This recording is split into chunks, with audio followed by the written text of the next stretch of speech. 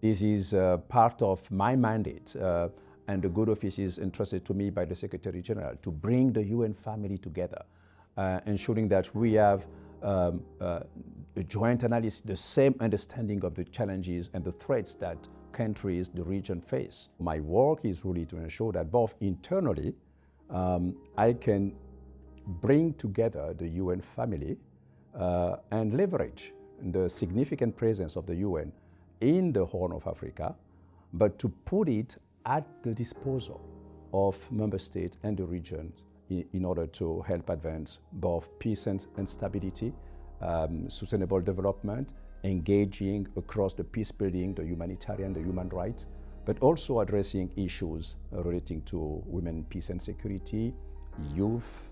It's really about networking, ensuring that we can always be part of those who are engaged and using our convening power when it suits, or being part of a process in which sometimes regional institutions take the lead. Our role is really a catalyst role and an empowering role to ensure that we help in circumstances that are extremely complex. It is really an endeavor that requires all of us to pull together as one.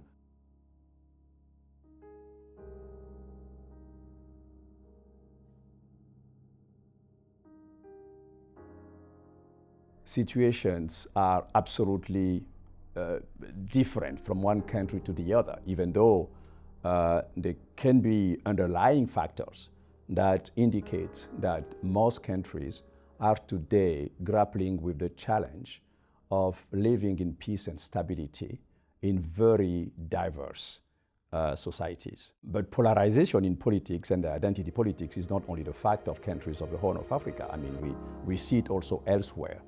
But where it becomes pretty dangerous is when identity becomes weaponized.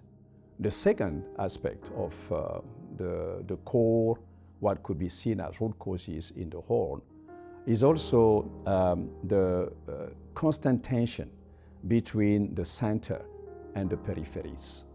And there, it's often an expression of loose or non-existing, social contracts. So it is really a matter to engage with partners, preferably way before a situation becomes unmanageable and we have an outbreak of conflict. Most of what we do is not necessarily visible, but we have to remain engaged in ensuring that we have the best possible joint analysis as a UN family. And from there, of course, whenever conditions are conducive, to ensure that this best analysis could be put to early action. This is where we need to have this constant partnership, strategic partnership, communication, exchange of information, networking, to ensure that we can all work together for the cause of peace in the Horn of Africa.